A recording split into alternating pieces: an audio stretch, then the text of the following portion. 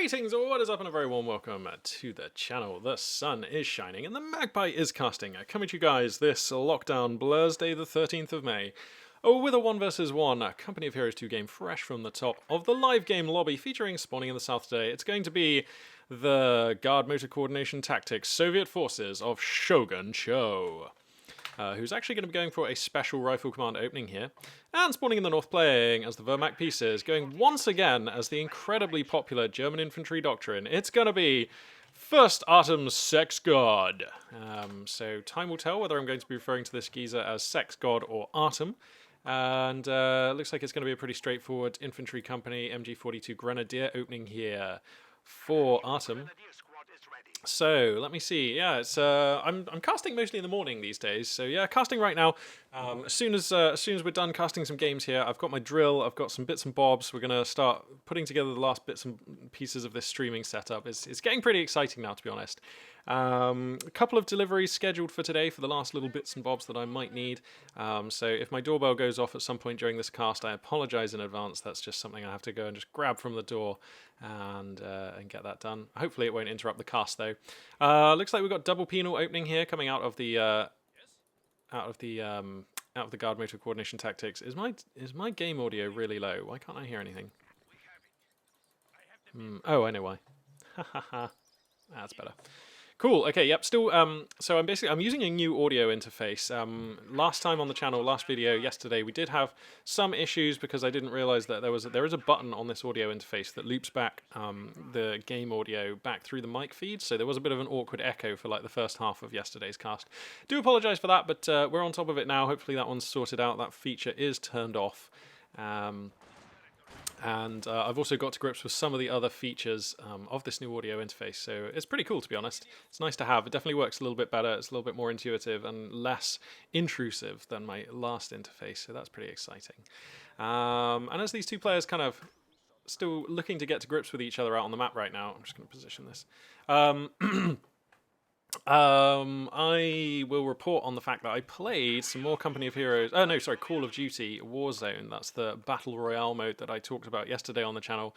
Last night with some friends, we managed to get a group of 4 together, and we headed out to make some mischief, cause some mayhem out on the Battle Royale sort of landscape, and that we did. It's fun. I'm just going to go ahead and say it. They've done a good Battle Royale there, like possibly one of the best. It was cool. So that actual portion of the game is free to play. So I would recommend, if you have a PC capable of running that one, give it a look. It's a huge download. That is the principal drawback. But you know, if you've got the bandwidth, if you don't mind downloading sort of several hundred gigs of stuff, then it's fantastic fun. Really good stuff. Speaking of things that are free to play. You know what, I probably should have had a second window open here so that I could give credit, but somebody commented on, I think, yesterday's video, pointing me in the way of 0K, which is a free-to-play RTS on Steam. So we've got that one downloaded. I'm going to give that one a go with some friends today, and, you know, apparently it's pretty good, and it does look good. The reviews are very good as well, so that's quite an exciting one to have found. And also, Ashes of the Singularity. Now, that one was free in a humble bundle a couple of days ago, so a load of my friends picked it up. I have it already, so I'm going to give that one a go for the first time as well.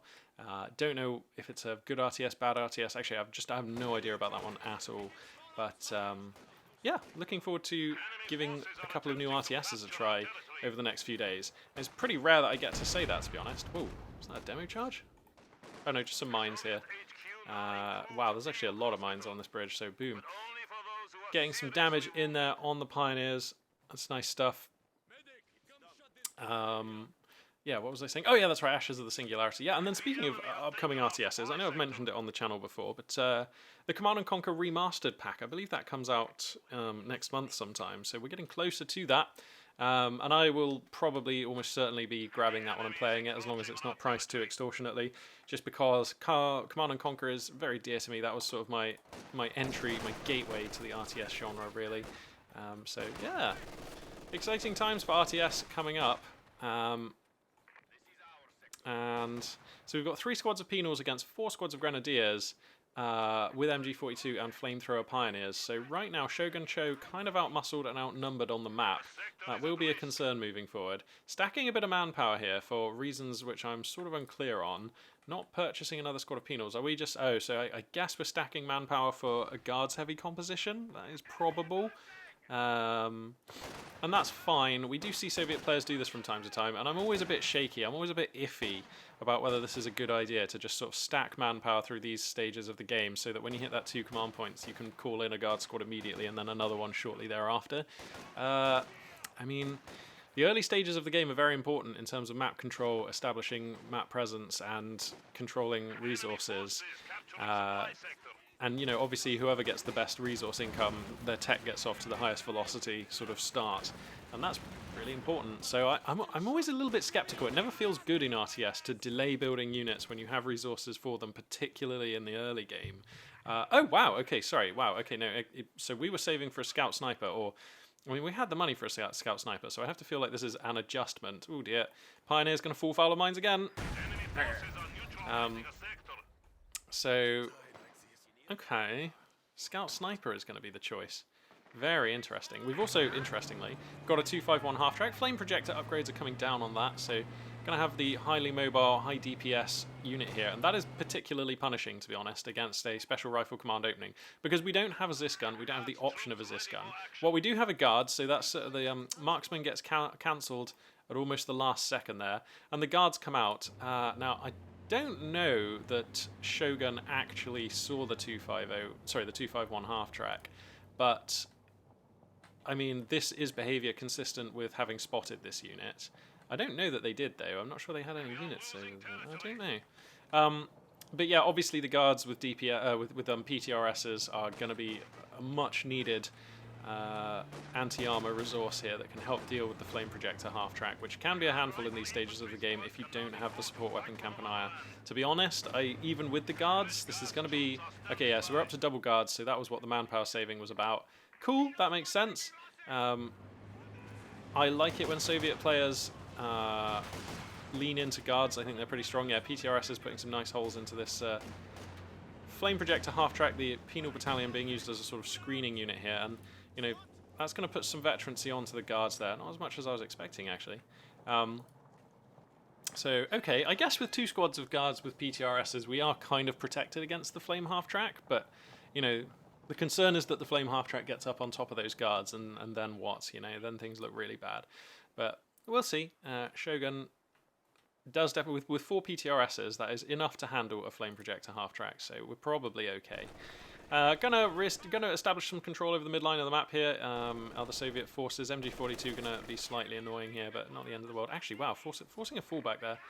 And this is quite the spicy Soviet lineup now. This is like the Naria, Moisen, Nagant in this lineup. These are all SVD equipped Russians, so gonna be quite punchy in the firefights against these grenadiers. Infantry squad upgrade, infantry veteran leader squad upgrades now coming down for Sex God, and so yeah, getting some value out of the German infantry doctrine. I don't know, I've said it before on the channel, I'm still like kind of not actually super sold on German infantry doctrine. Like I'm satisfied that there is power in this commander now, but I still kind of feel like he's being overrepresented in the meta. Nice rifle grenade against a moving target there. Wow, Artem getting a pretty skillful shot in there, and this is what I was worried about. See now, yeah, see if the flame half track gets up on top of the guards, which are kind of your answer, then the guards just sort of die, and that's like, now, I mean, this already looks bad, doesn't it? So, okay. Are we gonna get a? Where are the engineers? So they are falling back. I don't know. I feel like maybe we do need a support weapon Campanile here, or are we gonna go for a T70? Actually, that would also do quite well against the flame half track. Let's check the tech here. So Leichter Mechanized Company is done. I imagine we'll see a pack gun quite soon here from the Axis player. So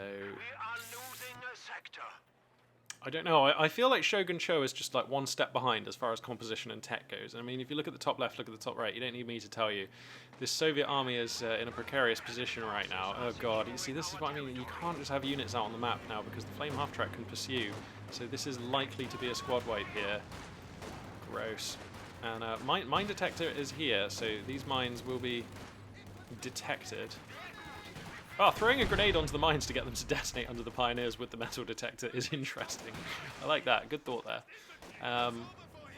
So, okay, the flame half-track gets donked up by PTRSs. That one's going to have to fall back. If we correct the tack, we can see map control beginning to slip away. The Axis player just has more infantry and is taking better fights on the map. So that's kind of what we'd expect to see. Crucially, though, the Soviet player maintains control over 1 fuel point, which is connected, and 2 of the victory points. So kind of still doing okay as far as resource differential and the scoreline goes. Letting a Vermac player get away with double munitions, though, for this amount of time is, well, for any amount of time, is kind of scary, though. Especially when they're going for the infantry doctrine, which is so munitions hungry. You just want to be using spending munitions on like every squad. So, Penal Battalion going to redress that. Tankovy Battalion is done. T-70 is going to come out here, and that, I mean, I'm hoping this is going to stabilize the situation here. Artem still has the cash for a pack gun, but is going to battle phase 2 actually pretty rapidly. Okay. Oh, you know what? Sorry, we're like 11 minutes in the game. All right. I spent a while talking about Call of Duty, so I guess I didn't realize. Pack gun is going to come down though, and that represents pretty wise use of the manpower, if you ask me.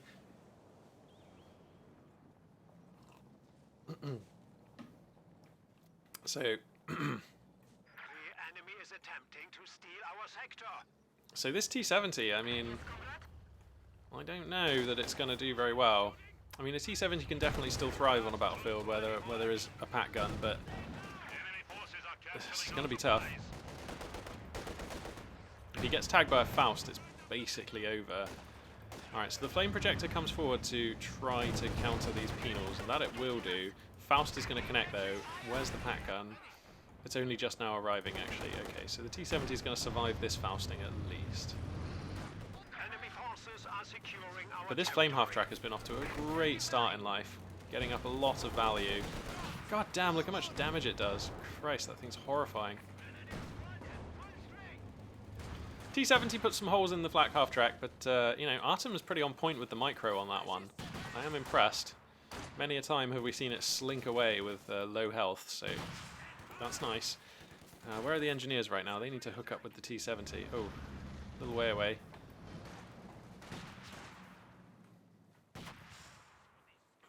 So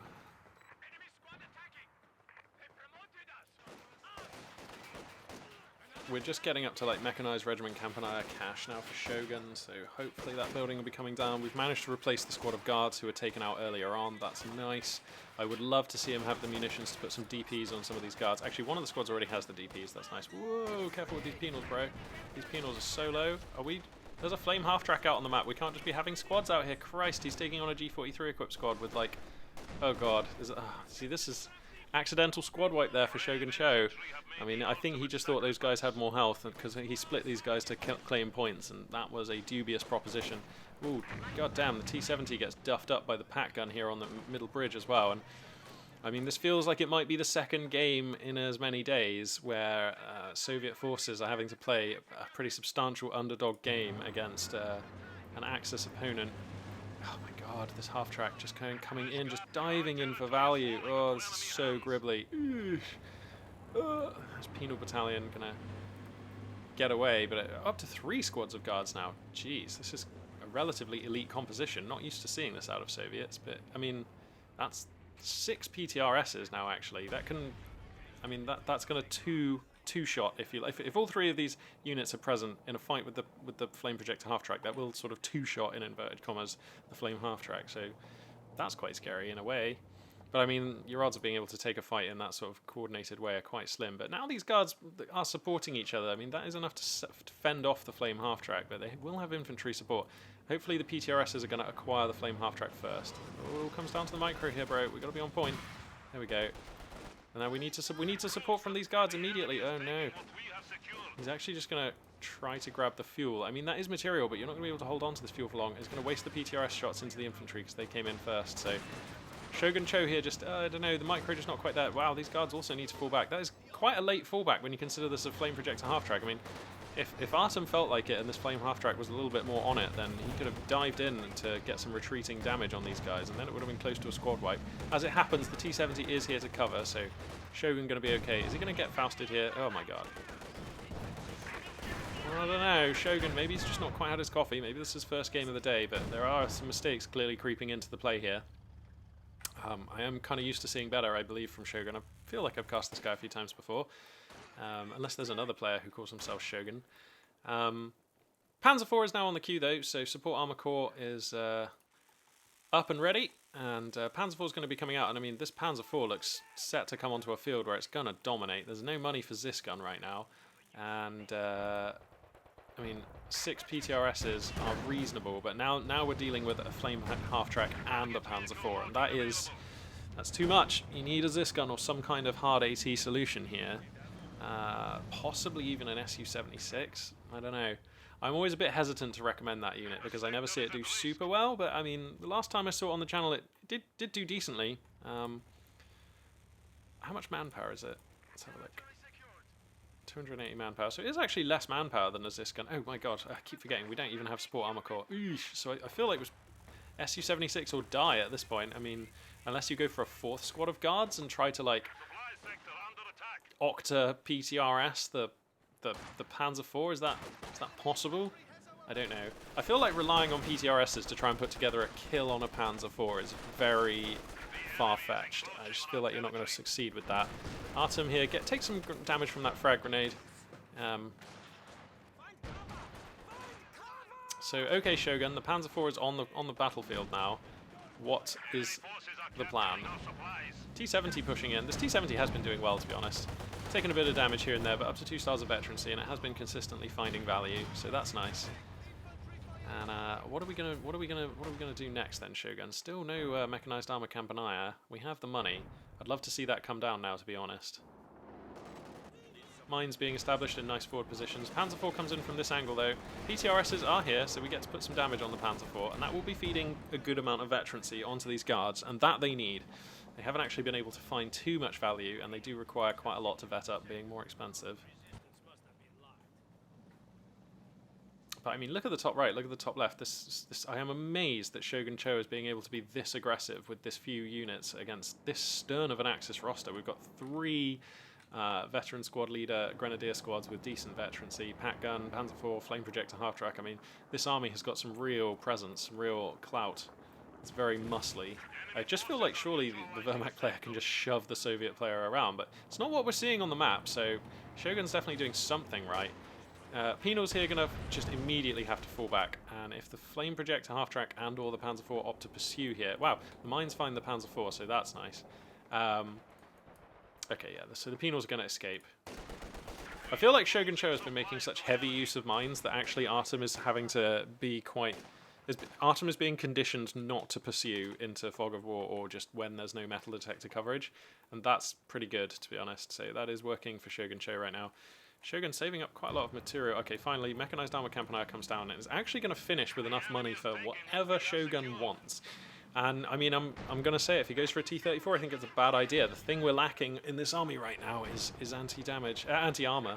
But a T-34 is not unreasonable. It is going to be... Oh, of course, he's got the access to the 85. Well, that makes a lot of sense then. Yeah, the T-34-85 I actually like here.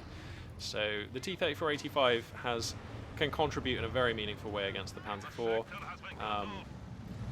And is also very good at policing infantry, and we kind of need both of those elements right now. So I like this. That's really nice. As long as he's able to look after it, and you know, make sure it doesn't get taken out too quickly. If it gets Fausted and then stalked down by a pack gun and a Panzer IV, obviously that's like a pretty bad timeline for Shogun.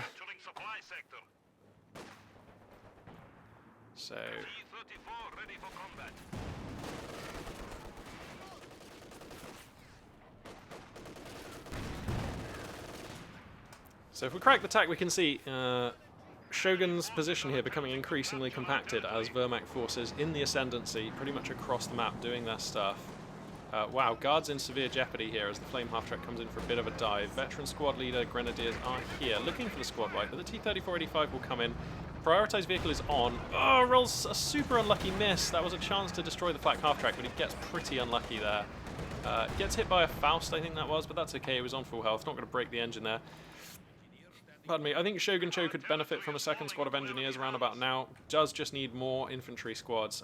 Having some cheap infantry to hide behind all this elite stuff would be really nice, because then they can sort of do capturing points and stuff while the elite infantry does the majority of the fighting. And also, of course, a second squad of engineers is going to enable that T-34 and the T-70 to operate much more efficiently.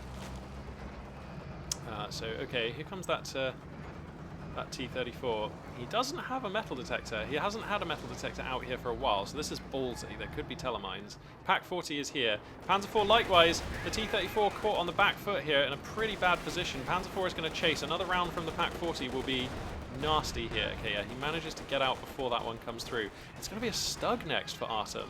Wow, that's so intelligent. That is not the intuitive choice, really, but it is the smart one. The Stug already has a Panzer IV to hide behind, and the Stug is one of those units that does really well as long as it has support and it isn't actually on the front line. Obviously, the lack of a turret is crucial, is you know, like, it's unit defining there. But it's effective against all targets, and it's very good against medium armor. So this represents quite a budget, very effective unit here. So I like that. Where are these engineers? Oh, they're all the way out here. I don't think we can be... The engineers need to be near the tank at all times, I feel like, because they've got the metal detector and they need to repair it. Flame projector half-track gets a nice engage on these engineers. Could pursue for damage, probably won't, because there's enough Soviet stuff that it's quite scary to just pursue. 3-star veterancy on the T-70, so that thing could now be used in its observer role. I would love to see a side tech into support armor core, because I feel like we just kind of need Zis guns, though. Like, I don't know. I don't know, we've got enough fuel actually. We could, if we get an Su-85 next, then we don't need Zis guns, but I feel like this Axis armor is becoming quite numerous, and one T-34-85, even with the PTRSs, I mean, it's tough out there right now for a Soviet, so I think we need some more anti-armor. The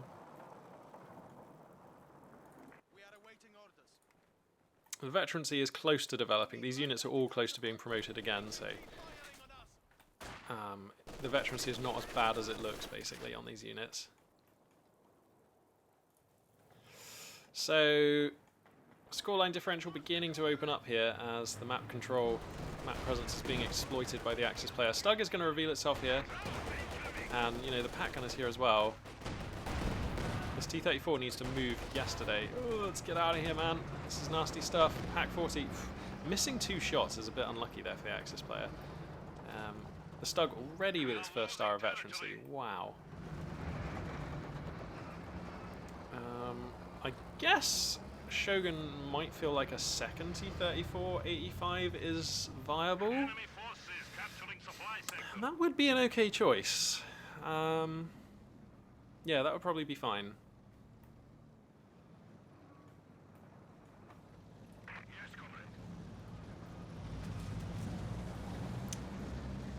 Panzer IV going to run into some PTRSs here in the western flank. Marked vehicle comes down. So, but I mean, is there anything here to really take advantage of that? I mean, beyond these guards? Not really. Okay, well, he's going to put some more holes in the Panzer IV. Oh no, actually, he's kind of... Oh yeah, no, the PTRSs are going for the Panzer IV, that's what we need.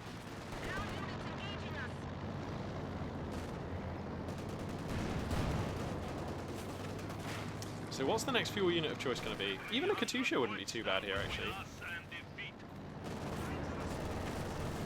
Katyusha has the added advantage of being quite... It's like, it weighs in quite heavily on victory point control, because you just get to fire that barrage and just deny guys, wow, that's an S-minefield that these guards find themselves in. Panzer IV down to about half health from PTRS hits. Some pretty cool value to have found. So, the units I want to see from Shogun Cho, I think we need a second engineer squad and a Katyusha or an Su-85 or a T-34-85, of which I still like the Su-85 best, because it's got this T-34 to support it, and it would just punish these Axis armoured units so hard, and that actually just removes a ton of value from the Axis player here. So that's what I'd like to see. Stug comes in to try and deal with the T-34-85. The turret rotate is not quite there. The T-34-85 actually awkwardly, I was going to say awkwardly, the shot onto the MG-34 is meaningful there, as it does secure a squad wipe with the T-70. So that's quite nice. T-34-85 going to sneak away, having secured a star of veterancy. The Stug trying to stalk a little bit. That is risky. The T-70 could have opted to try to get around to the rear armour, but no. Panzer IV is here to cover. Looks like Pino is going to try and steal this MG-42, and that would be quite the pickup for a Soviet player who does not have access to a support weapon Campanaya. So being able to grab a machine gun into the roster is nice. Look how quickly Stugs vet up, because they're so cheap. This is really nice. So armoured skirts are down on that Stug now. It's going to be a second T-34-85. Little predictable. Kind of a bit of a middle of the road pick, but definitely fine. We're going to have double T-34-85 against Panzer IV Stug pack gun, so with good infantry support. So this game definitely open. The scoreline's becoming an issue though, so Shogun Cho needs to play for a little bit more map control, or else they're going to find themselves in a really rough place as this game moves on.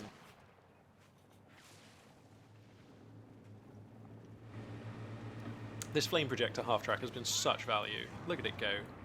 It's just been policing so hard, doing so much damage. I mean, it paid for itself as soon as it squad wiped that first unit of guards, really, but I mean, this is just great. It's doing so well. What does it even get? Vehicle sighting and reinforcement radius. Not so great on the flame projector one. Mobility and reinforcement radius. Infantry awareness, veteran ability. And they can plant shoe mine 42s. Interesting. Look at the rate of fire on this T-70's gun, it's like ridiculous.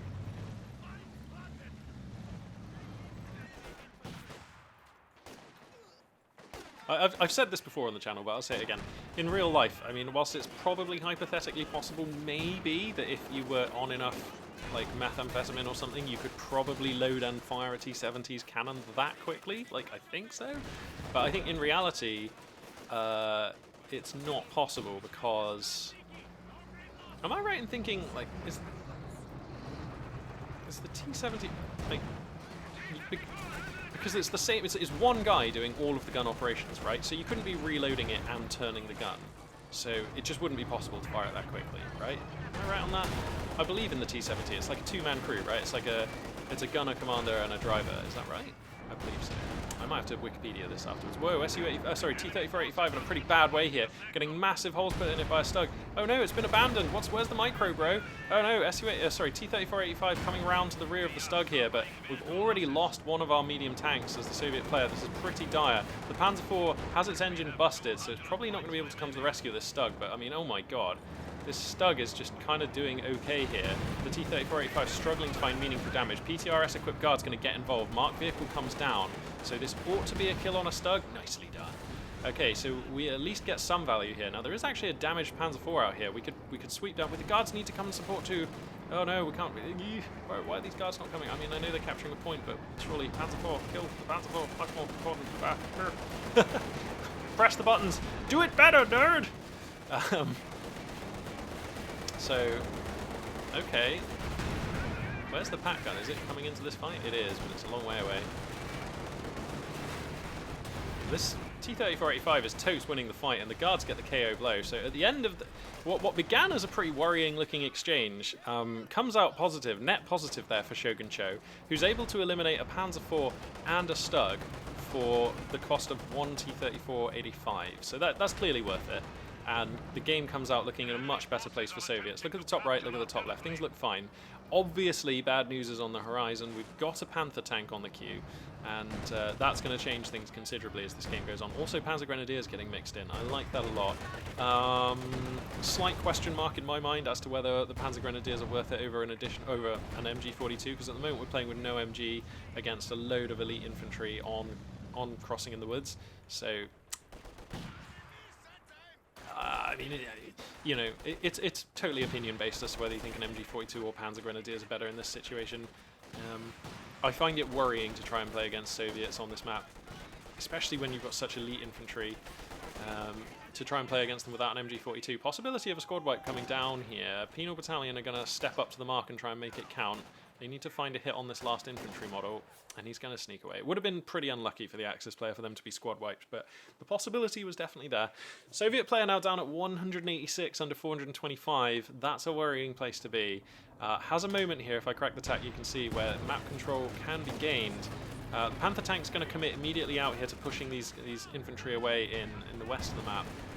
It's going to be another T-34-85? Bro, you see the Panther. Are we for real here?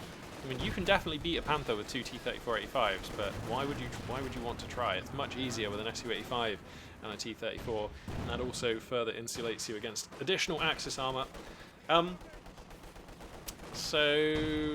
yeah, with the Pat gun here to support as well. This is looking pretty nice. PTRS is finding their mark still against the Axis medium heavy. T-34-85 is going to come in and try and weigh into this fight, but the Pat gun will swiftly dissuade a Soviet tank from staying around here. And Axis will get to own west. And is also actually encroaching elsewhere on the map. So Shogun Cho in a spot of bother here. I still think we need a second squad of engineers. Trying to play Soviets with just one squad of engineers is really difficult. Engineers just don't repair very fast, especially when you've got this many tanks that need repairs. I know that we've got the vehicle crew repair training ability, but that does cost, what, 35 munitions. And we kind of need the munitions right now. Mark vehicle is really useful, and you know, you've got a load of other abilities you want to be using, and you know, munitions is not a resource that we are swimming in right now as the Soviet player, so yeah.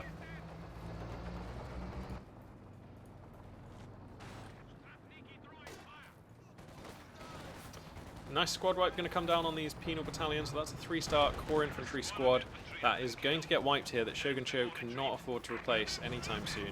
So that's massive damage there. T-34-85 comes out, but the Pat gun is still here. That thing now on 3-star veteran. Whoa, we're just queuing up to get shot by Pat guns here. Let's not do that. Target weak point comes down, so the T-34-85 is stunned there. Man, we definitely need another squad of engineers, Shogun.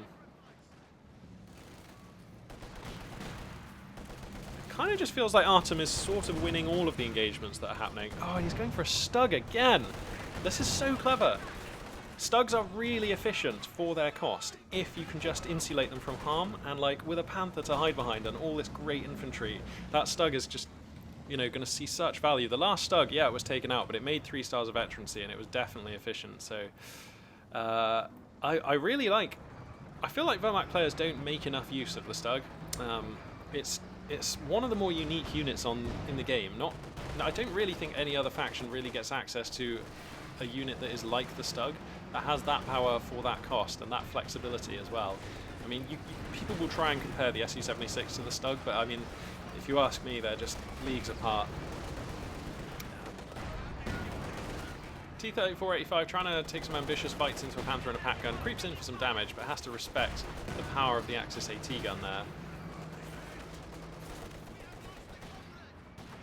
Okay, Shogun, let's buy those engineers, yeah? Please? Please buy the engineers? Press the button, nerd. The enemy has taken our supply sector. Okay. Pat gun acquires the T-70, so the light tank has to run.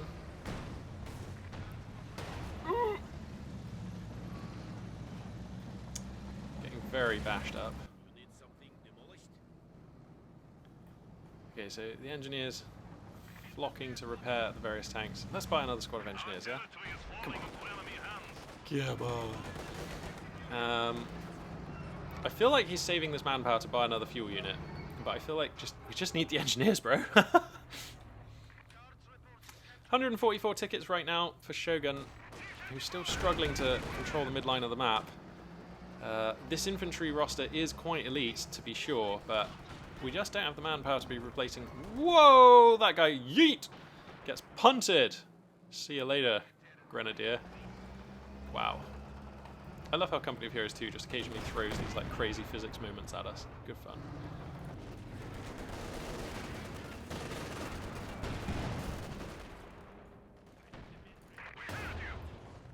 This Pat gun is just taking names. It has done so much damage to Allied armor over the course of this game. being very well microed by Artem. We are losing supplies to the I mean, clearly Shogun's had the ability to buy an engineer squad for ages, and clearly Shogun doesn't actually think that they need the engineer squad, but I feel like the two things that Shogun is lacking for right now is repair for the tanks. I mean, wow, that is a cluster of Soviet armor. This is going to make microing these guys really difficult. That might be a dead T-70 just because of the way these things are all stacked.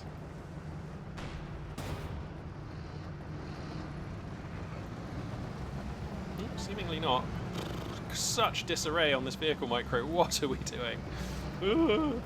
A Zis gun. Oh wow, he did actually back tech to get support armor core Campanier. Okay. I mean support weapon Campanier. Goodness me. Yeah, that makes sense. A Zis gun is going to be a worthy addition to this army. supply sector under attack.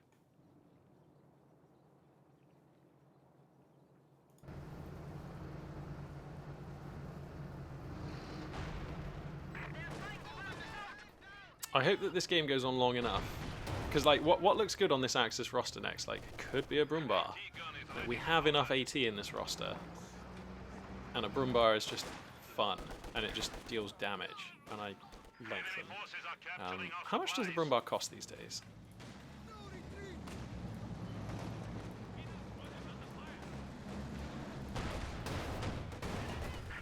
150 fuel only, that's pretty good. So the T-70 finally goes down at the hands of all this vicious AT stuff. Wehrmacht got some really good AT toys, the Pat gun and the Stug there, not taking prisoners. So now the T-34s are just coming into this tank kill zone.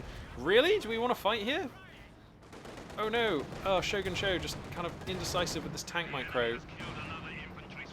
And loses his other squad of penals. At a time when we can't really afford to be giving away stuff like that. And now the triple cap is established, 105 and ticking quickly here. And oh wow, dude, this is a tank kill zone. The Wehrmacht player has set this up so that your tanks die if they're here. So let's not be here with our tanks, yes?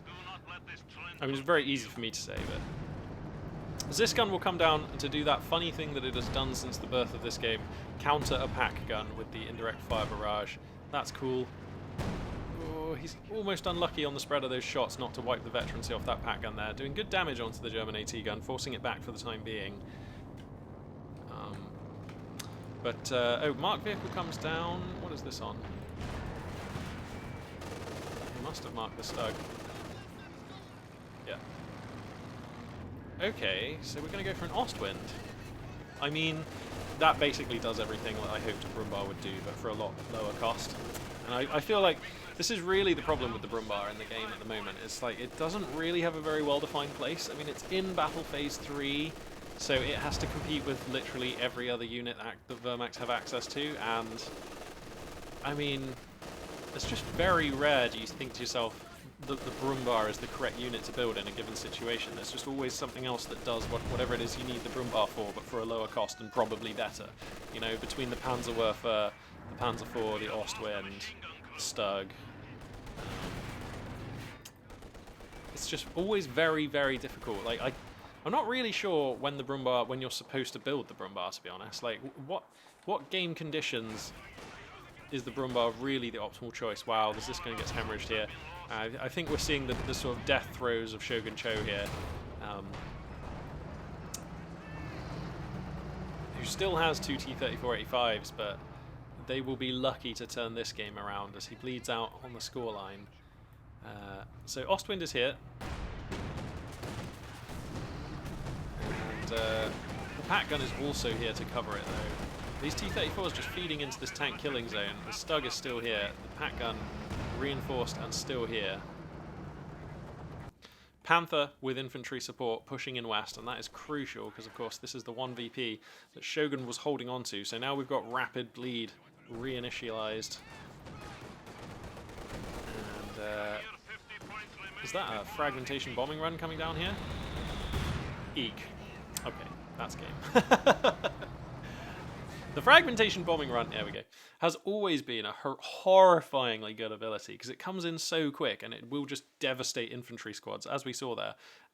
So the window for reaction time from the allied player is very small, and you know, failure to failure to capitalize on that window often just results in you losing very veteran elite infantry squads, as we just saw. And also, unless they've changed it, the fragmentation bombing runs do stun tanks. So I've tilted armor engagements by connecting a couple of tanks with a line from a fragmentation bombing run, and then they're stunned, and that's all the advantage you need to capitalize. So anyway, a lovely game there from Artem. Just sweet composition. I like his approach to Wehrmacht unit choices. I was a little bit worried that he was lacking AT at 1 or 2 points in the game, but he was never really exploited for that, and then very quickly addressed that weakness by getting a pack gun and then going into Panzer IV and then Stugs. Using Stug, yes, the Stug usage in this game was great. Just not over-relying on them, not building them at the wrong time, but building them when the money was there, and they're just a sensible support choice that makes the Allied player's life kind of just hell. And both of the Stugs went on to be pretty decent in this game. For Shogun Cho, I mean, a nice game and a worthy attempt, but clearly there were some mistakes creeping in. We saw a couple of infantry squads go down just because of, either inattention or just kind of...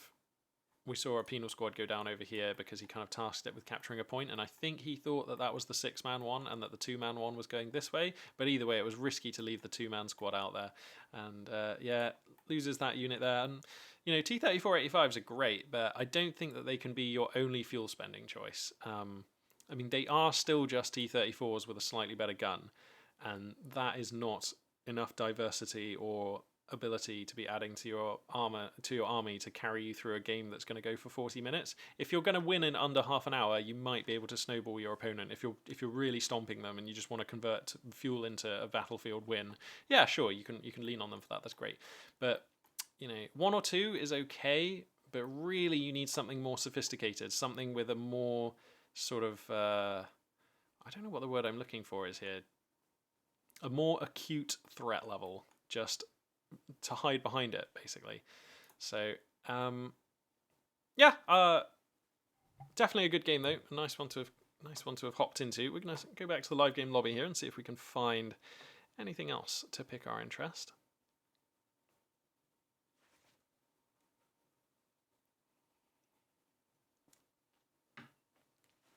Okie dokie.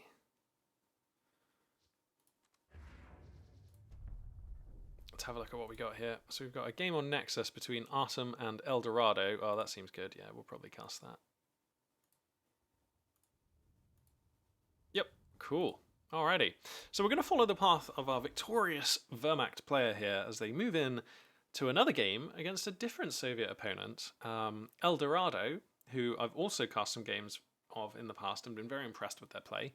So this hopefully will be a good one. Nexus is a much more sort of a bigger map, a broader map, one where positional play and decision making, like with regards to how you're going to apportion your unit strength and like task your units with, are they going into the north of the map, are they going into the south of the map? Because it's a bigger map, so units that you send to one location on the map are not going to be able to easily or quickly transition to help if the fighting happens elsewhere. So players' judgment with regards to which areas of the map that they decide to send their units to is much more significant on maps like this. And I kind of wish that there were more maps like this in the pool, to be honest. But anyway, spawning in the west here, playing as the Wehrmacht pieces, it's going to be Artem. And he's going to go for the German infantry doctrine yet again. Spawning in the east, playing as the Soviet forces, going for the airborne commander. It's going to be Eldorado. And so we've got infantry company coming down straight away here. So seemingly this is a style that Artem is pretty confident, pretty happy with. This is 2 out of 2 now. We've seen him just go for it straight away. And that's a really interesting positioning on the infantry company as well there.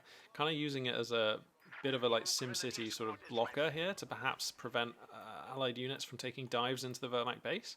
So that's pretty interesting. I like that. Conscript-based opening here, techless so far, as we're kind of used to seeing from Airborne Commander. We've seen attempts recently on the channel to try and use Airborne Commander with a Special Rifle Command opening, and that always sort of... The amount of the value offered by the Airborne Commander and the value offered by the Special Rifle Company overlap significantly, so that I actually think it's not particularly great unless you've got a very specific idea in mind that you need both of those elements for. I don't think it's too great to have Airborne with Special Rifle Command, because like the key early game benefit for me for Airborne Commander is the ability to give SVDs to conscripts.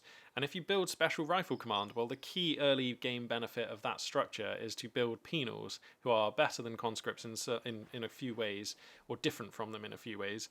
And one of those differences is that they come with SVDs. So there's an inherent sort of mismatch between those abilities. And it's still okay to take It's still okay to take Soviet Airborne and use Special Rifle Company. You can still do stuff. You can do some clown car tactics, and you can still get value out of those two pieces. I'm not saying it's like game over just because you happen to tech that way with this commander, but it's not intuitively efficient in my mind to do that. Whereas it is intuitively efficient to go techless for a little while and then go support armor corps, support weapon companier. So that you have hard-hitting SVD conscripts with decent weapon team support. That to me does make a lot of sense. So anyway, it's going to be 4 squads of conscripts versus 4 squads of grenadiers here. So pretty much the same build as we saw last time from Artem, minus the MG42.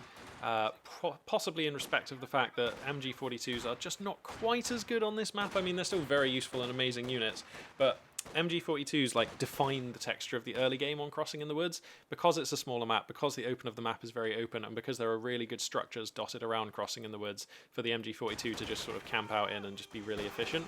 On this map, it's a much bigger map. The MG42 may not be where the fighting is all the time. There are fewer structures for it to use. But definitely I feel like this is a map where the value of the MG42 increases in the mid game and the late game because it often comes down to a victory point grind on this map, and the MG42, the center of this map is really open. MG42s can control this area really nicely when your opponent is trying to control the victory points, and it's the same in north and south. An MG42 garrisoned or stationed in cover around that will be an obstacle that needs removing if your opponent wants to get onto the victory point, and oftentimes that's enough. That is enough. So yeah, sounds like Battle Phase 1 is just now completed for our Vermac player, and we're heading up to the amount of munitions now where SVD drops might start being a thing for the Soviet player. On this map as well, I feel like this is kind of... on Nexus, you will almost always have control over one munition point because each player starts with one kind of here. If I crack the tack, we can see there's a munitions point right on the doorstep of each player's base, which can be cut off as we see the Soviet player attempting here. If you cut this point off here, then they don't get the benefit of the munitions point. But that actually doesn't happen very often in my experience and from games that I've cast on this map. It's quite difficult to achieve, to control this area right on the other side of the map. So commanders that need a steady munitions supply to operate smoothly tend to do slightly better on this map, in my opinion anyway. So that does lean into the airborne doctrine and the infantry doctrine. These are both commanders that want to have a good flow of munitions for buffing their infantry and accessing the power of those commanders. So yeah, sensible picks, I guess, is what I'm saying for both of these players. Leichter Mechanized Company will be finishing up here, and we're going to see if it's going to be another 2-5-1 half-track with flame projectors. No, it's going to be a 2-2-2 here. So Artem, for whatever reason, making some adaptations to their style. Now, is this in regard to the composition he's seeing from El Dorado, or is this in regard to the map, or is it just that Artem just is feeling in the mood for a 2-2-2? Who can say? But yeah, 2-2-2 is definitely going to be good on this battlefield here, but probably a ways away from seeing anti-vehicle grenade research. So conscripts, not very good against 2-2-2s unless they have those. A sector has been cut off.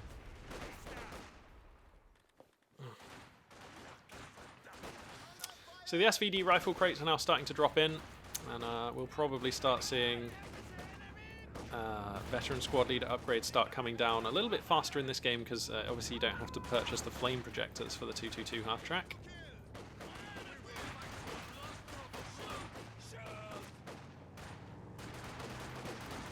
Conscripts here trading out for as much damage as they can, but here comes the 2-2-2, and that's going to make this battle very difficult to sustain for the Soviet player. 2-2-2 probably knowing that he has free reign with this unit, and Artem has proven that his sort of aggressive light vehicle micro is on point for sure. A bit awkward that he's prioritizing the 5-man squad here.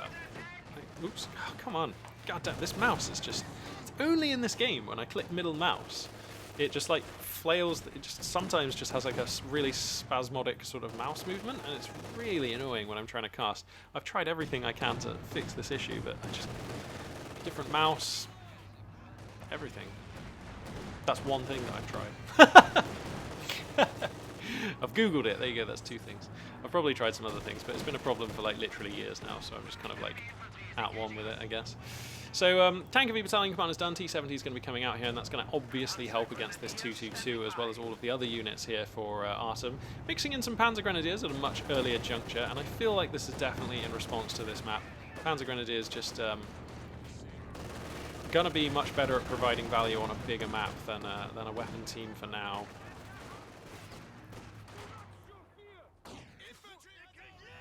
So a little bit of a scoreline advantage here for Eldorado, and that's nice. That's a luxury we never really saw the Soviet player able to achieve in the last game that we saw here. Engineers with the flamethrower are going to have to fall back here. Already up to 2 squads of engineers here as Eldorado, so I just feel much happier about this composition than I did about the way the Soviet player went about things in the last game. I appreciate that going for like, oh, that's a really low squad there. T-70 here to save the day. I appreciate that Shogun Cho in the last game was trying to do things in a... It clearly had a plan. Going, you know, saving manpower, going for a guards heavy style. But I honestly don't think that plan is particularly robust, and we did see it. It didn't feel very flexible or efficient, and it felt relatively brittle. I mean, 1 or 2 squad wipes, and suddenly that plan just falls apart.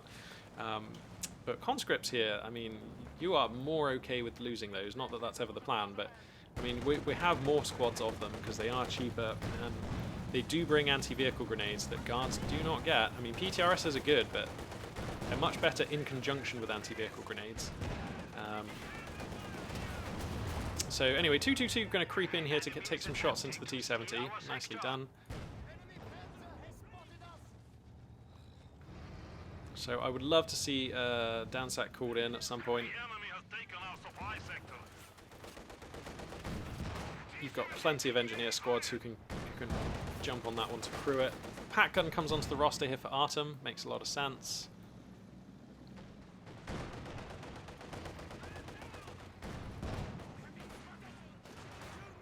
And I mean, a very even game so far. No player making any mistakes. Map control has been kind of even. No game-breaking damage or engagements being taken here by either player. And that's pretty cool. That sets us up for, hopefully, a pretty interesting mid-game.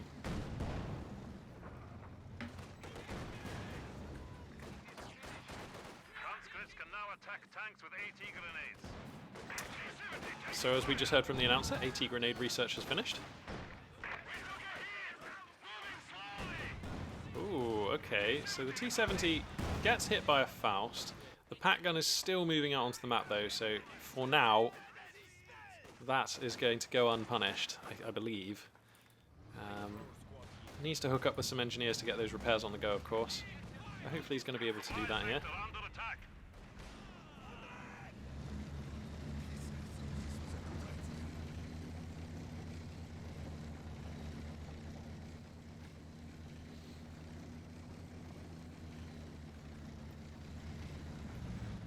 So finally, looks like Artem's able to catch up in terms of the scoreline. And off the back of taking a few nice engagements on the map, we can see Axis forces pressing forwards. Bundle grenade here, going to allow a chance of a squad wipe on these SVD equipped conscripts. Okay, they're going to sneak away. The 222 not in position to pursue. That one's back at base repairing right now, or near base repairing. So Eldorado getting a bit lucky to get these conscripts out of there. Nice bundle grenade there from Artem. Got to try for these things. How much is the bundle grenade these days? 35, yeah, cool. Back in my day, bundle grenades were 45. Back in those days, we had to walk 5 miles through 6 feet of snow just to get the munitions as well.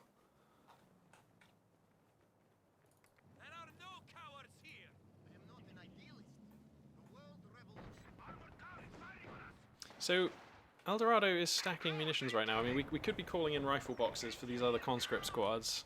There are still 2 conscript squads who don't have rifle boxes.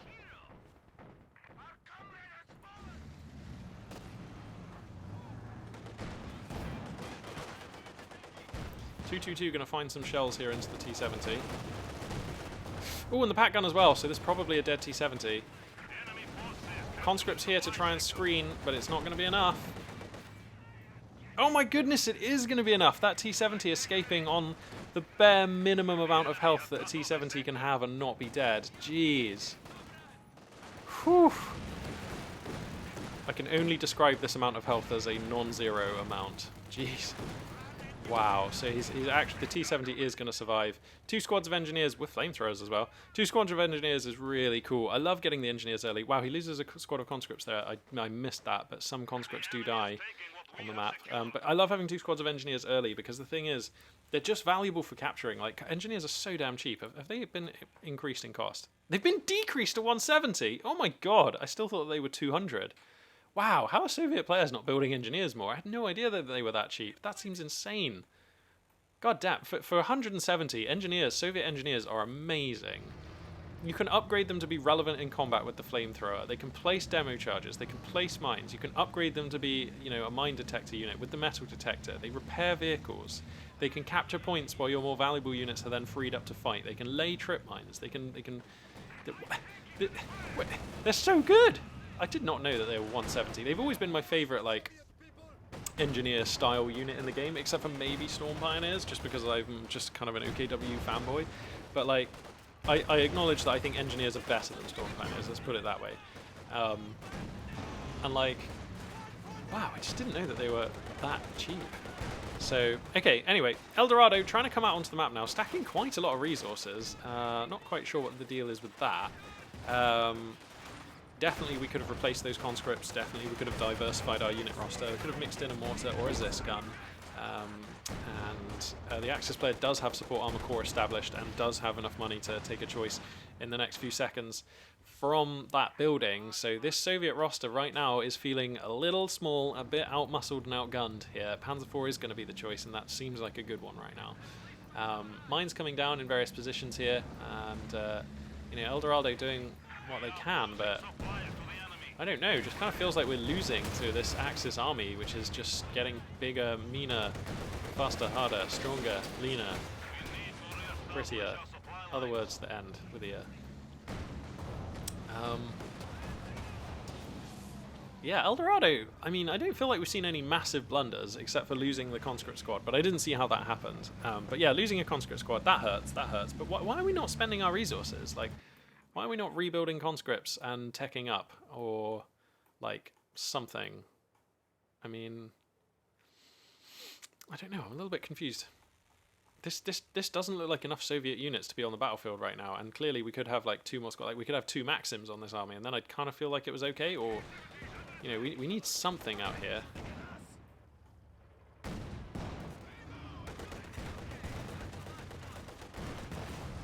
Because now the Panzer IV is here, and, like, Soviet units must fear. Because there's just nothing to deal with this. Oh, he gets so lucky. Wow, it comes out and immediately hits mines. So he has immediately bought a few seconds of precious reprieve here to try and come up with something to control this Panzer IV.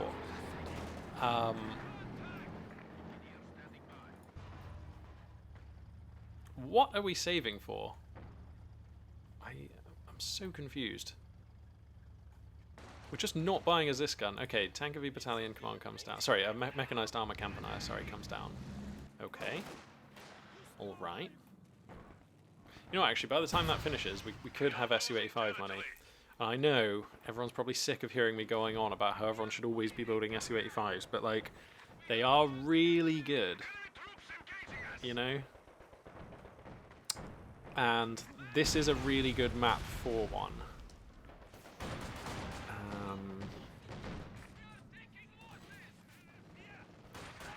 Conscripts in jeopardy here. Oh no, that'll be a squad wipe. Looks like El Dorado just wasn't quite looking in time. And the 222 will happily accept this donation. I mean, we've got nearly no units left now, mate. I don't even know what you could build from this structure that would make me feel okay about this game. I mean, he's probably going to feel like he's pressured into getting a T-34 to not die. Yeah, I don't think this is going to do the job. Not against this many Fausts, a Pack Gun, and a Panzer IV.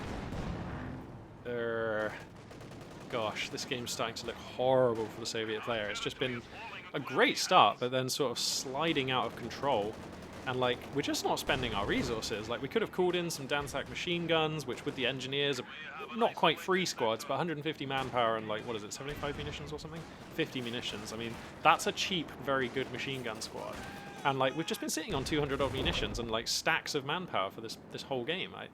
Well, not this whole game, but large portions of this game. I'm a bit confused right now, but Eldorado is such a good player. I mean, I feel like I must be missing something or misunderstanding something that's happened here, but I just don't get it. And Axis forces just dominating the map right now. Gonna have double fuel, gonna have the triple cap. Ugh, yikes. That's scary stuff right now. And if I know...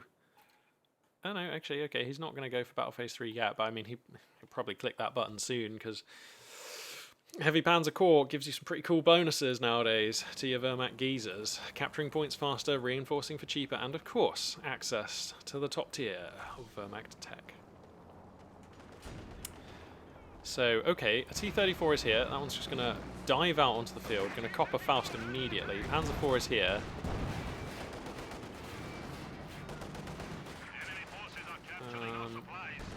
Okay, no Faust. Second Panzer IV. Okay, yeah, I think this is fine, actually. This is even quite good. So the second Panzer IV just is a way of trying to... I think Artem recognises that their position in this game is quite strong. So strong, in fact, that we can just try and snowball the Soviet player out of the game. Why are we stacking so much manpower, Eldorado? I do not understand. We're even going to build a Maxim gun instead of calling in a Danzak, when the Maxim gun costs more manpower and we are not quite drowning in, but I mean, we have a lot of munitions to burn here, Dorado. Might as well get some value out of this commander, eh? You know, we've got the engineer squads, we can recrew those Maxim guns, I mean those Danzaks real quick, like, I don't know. So anyway, Pat gun in a nice position, Panzer IV starting to win the fight against this T-34. The second Panzer IV is going to hit any moment now, and that's going to be, like, horrible, right? I mean, that is going to be total field control for the Axis player. There is one T-34 that can substantially damage the two Panzer IVs. Oosh. And like this 222, I mean, Artem's flair for light vehicle micro continues to shine, as this 222 has 20 kills, 3 stars of veterancy, and has been a great unit throughout. So the T-34 is going to have to roll back here as full health Panzer IV emerges from Fog of War. Even on the fullback, he sort of hesitates. What's going on? Oh, he's going to ram? But we've got nothing to capitalize on this. Oh, we've got the IL-2 rocket strafe, which completely misses.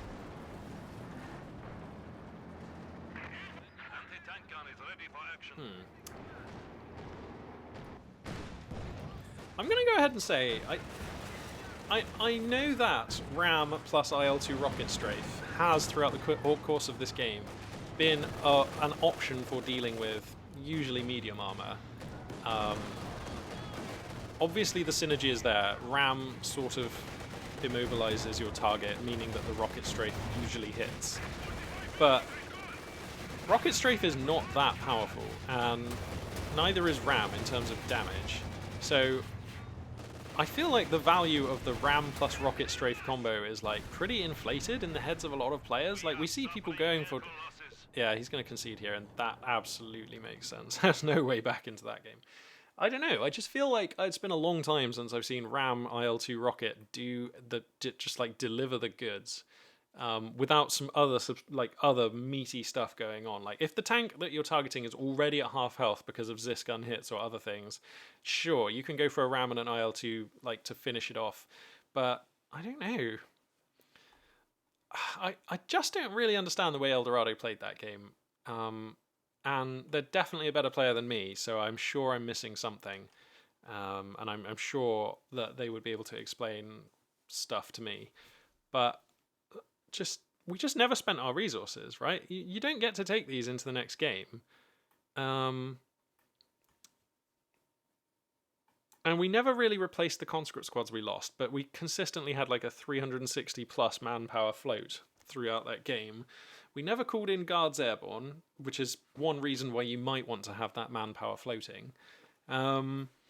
We started building Maxim guns when we had option for the the call in of Dansek, which, like, to be honest, I mean, we're not worried about hitting our unit cap, which, like, you know, the Dansek does have a higher unit cap requirement than the Maxim, so that's a consideration, but it's not when we're, like, this far behind and we're at, like, these kinds of unit supply levels. And the calling this one in is quite efficient if you're not pushed for munitions, because it's just less manpower, so you can call in 2 of them for, like, the same manpower cost as a Maxim, or, you know, you can call in one of these and still have enough money left over for, like, another squad of conscripts or another squad of engineers or something like that. I feel like El Dorado opened up this game really nicely. Like, I like the quad conscript techless into support armor core with SVDs and then supporting weapons and so forth. And I think that's really nice, but I'm just quite confused about the way El Dorado decided to navigate the game after that. And Artem here picking up definitely a great win. Definitely showing off their skill with light vehicle micro and just being able to take smooth Axis engagements with Wehrmacht. But I feel like both of these Soviet opponents not quite firing on all cylinders. Just some mistakes creeping in. And, you know, we saw El Dorado lost at least one squad up here in the north there. I think it was a conscript squad. Just because the fallback didn't come down in time and the 222 just kind of gunned them down. So, yeah, a couple of Soviet players who perhaps were not warmed up. Perhaps I was just catching their first games on the ladder today or something like that. And Artem just ripping through them like a ruthlessly efficient Axis killing machine. So, yeah, I mean, that's the nature of Company of Heroes 2. If you are ahead, get more ahead. If your opponent is down, kick them. Like, that is the way of RTS. So, great. Okay, cool. Well, that's going to conclude today's cast. Thank you very much for choosing to spend your time with me today on the channel. And this for now is Magpie842 signing out.